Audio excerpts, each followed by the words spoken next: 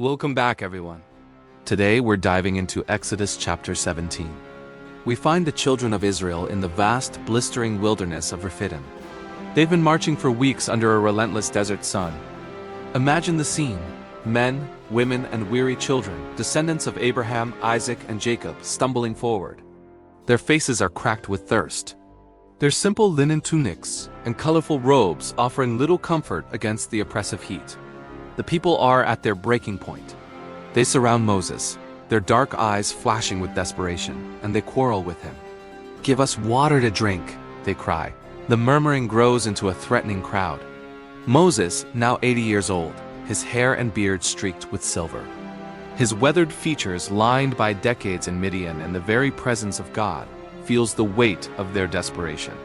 He is clothed in the same plain linen robe he has worn since he stood before the burning bush.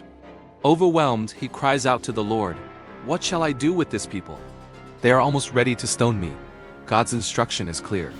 He tells Moses to take some of the elders, these gray-bearded men in their earth-toned garments, and go on ahead of the people. He is to go to the rock at Horeb and take in his hand the same sturdy staff that parted the Red Sea. God promises, "I will stand before you there on the rock at Horeb, and you shall strike the rock, and water shall come out of it, and the people will drink." Moses obeys. In front of the elders of Israel, he lifts the staff and strikes the stone. Instantly, the impossible happens. Clear, cool water bursts forth like a river, cascading over the dry, thirsty ground. A wave of joy and relief erupts through the camp. Mothers in their flowing dresses quickly scoop water for their parched children. Young men laugh, splashing their faces. The entire camp, thousands of people, drink deeply from God's miraculous provision. Moses names the place Massah, which means testing, and Meribah, which means quarreling, because it was there that the children of Israel tested the Lord, asking, "Is the Lord among us or not?" But their peace is tragically short-lived.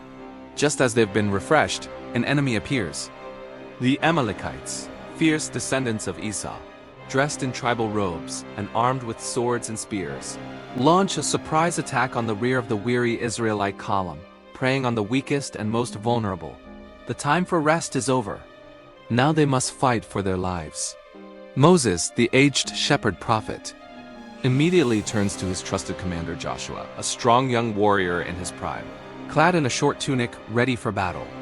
Moses commands him, "Choose men for us, and go out, fight with Amalek. Tomorrow I will stand on the top of the hill with the staff of God in my hand." At dawn, the plan is set in motion.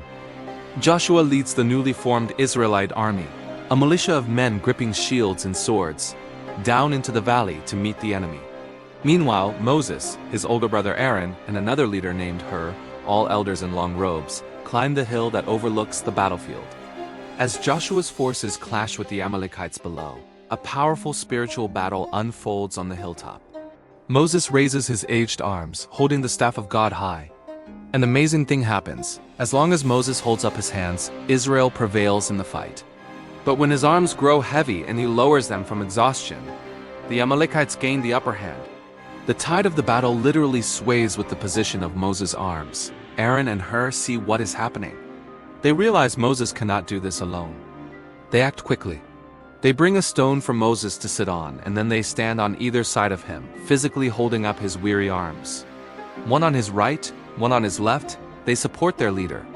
With their help, Moses' hands remain steady until the sun goes down.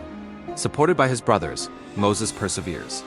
And down in the valley, empowered by this act of intercession, Joshua and his army overwhelmingly defeat Amalek with the edge of the sword. As the sun sets over the wilderness, the victorious but exhausted Israelite army returns. The threat is gone. To commemorate this incredible victory, Moses builds an altar and calls it "The Lord is my banner." God had not only provided water from a rock, but had also fought for them, securing their victory through a faithful leader supported by his community. The tired but triumphant faces of the people tell the story God has once again proven himself to be their provider, their protector, and their mighty warrior. Thank you for joining me through Exodus 17 today. May the Lord bless you and keep you. Stay in His Word, keep reading your Bible every day, and I'll see you in the next chapter. Shalom.